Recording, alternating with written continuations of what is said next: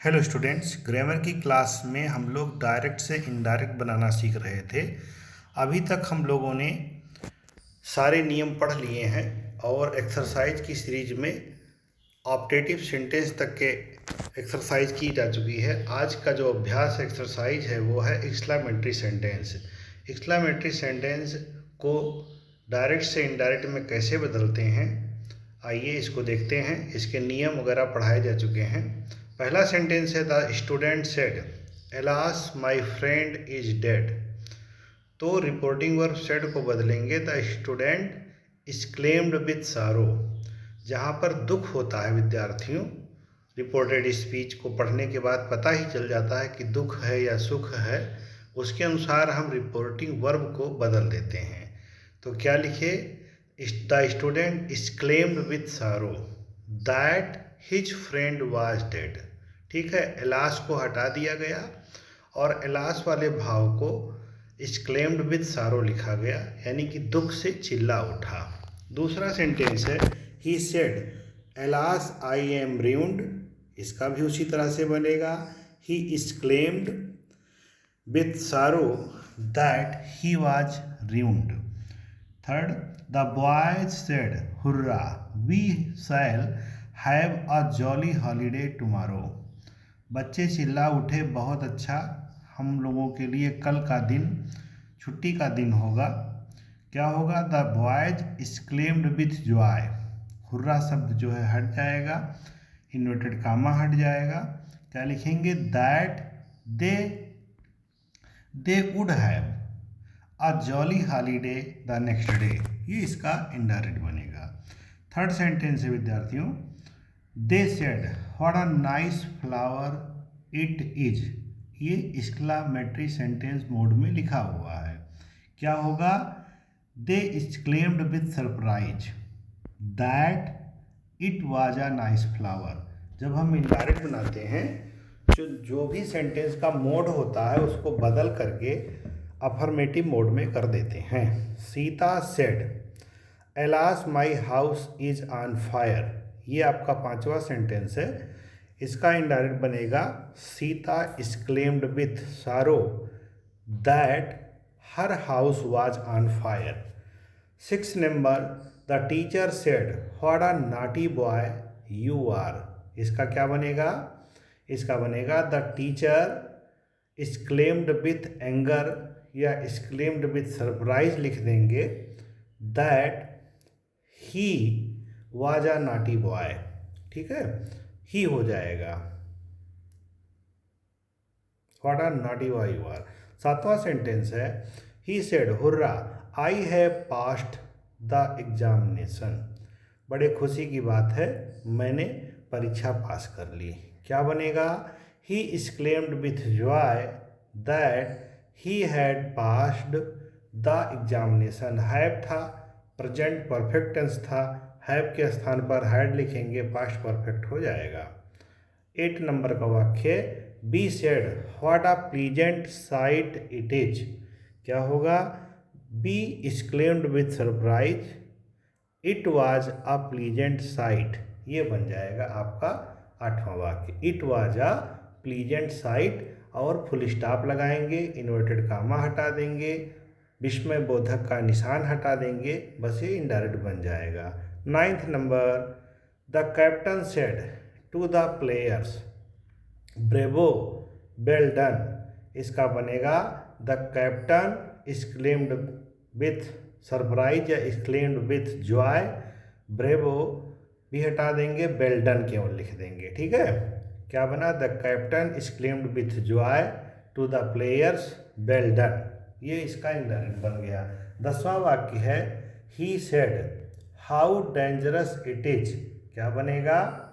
He exclaimed with surprise that it was very dangerous. 8वां वाक्य है the old man said good heavens the hut has caught fire.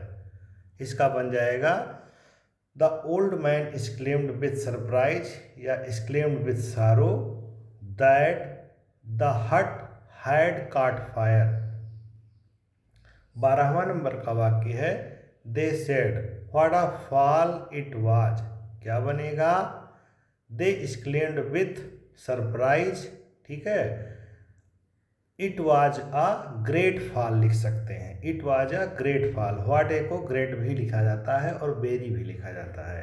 13 number है the boys said oh we have won the match. क्या बनेगा? The boys exclaimed with joy that they had won the match। 14th number का sentence है she said what a pity it was. क्या बनेगा? She said को she said he चाहे रहने दे, नहीं बदलेंगे, एक्सक्लेम्ड कर देंगे that it was a great pity. ऐसे भी बन सकता है it was a great pity. Next है the girl said what a fine picnic it has been. The girl exclaimed with surprise या exclaimed with joy that it had been a great picnic कह सकते हैं, it had been a great picnic। ठीक है, great picnic या नहीं, it had been a fine picnic ही होगा, वेरी फाइन लगा सकते हैं वाडा के स्थान पर, it had been very fine picnic, ये इसका सही बनेगा। 16 नंबर हो गया the soldiers said bravo we have won. तो क्या होगा? The soldiers exclaimed with joy that they had own। Bravo शब्द हटा देंगे, दूसरा ऐसे भी लिख सकते हैं the soldiers exclaimed and said bravo that they had won the match, said bravo भी लिख सकते हैं। 17th नंबर है he said curse it who could have expected such a turn of events। क्या बनेगा इसका? he exclaimed with sorrow, ठीक है, and said curse it, ये भी आप लिख सकते हैं, या he exclaimed with sorrow that who could have expected such a turn of events का बनाएंगे who could have का had कर देंगे, या नहीं have ही रहेगा, expected such a turn of event, ये ऐसे ही रहेगा, इसका बन जाएगा इसी तरह से। 18 नंबर का वाक्य है how pretty you are said the fox to the crow। क्या बनेगा? the fox exclaimed to the crow that he was very pretty, वह बहुत सुंदर है, ये इसका बन जाएगा। 19th number the teacher said to me congratulations you have stood first in the class. The teacher exclaimed with joy to me and said congratulations that we have, इसको बनाएंगे I had stood first in the class, ये बन जाएगा। The teacher exclaimed with joy to me and said congratulations that we को कर दे you को कर देंगे आई के अनुसार, तो हो जाएगा I had हो जाएगा stood first in the class। और ये आखिरी सेंटेंस नहीं, अभी और भी सेंटेंस हमारे पास हैं। 20th नंबर का वाक्य है, 20वां सेंटेंस है the boys said hurrah we have a holiday. क्या बनेगा? The boys exclaimed with joy that they had a holiday, ये बन जाएगा।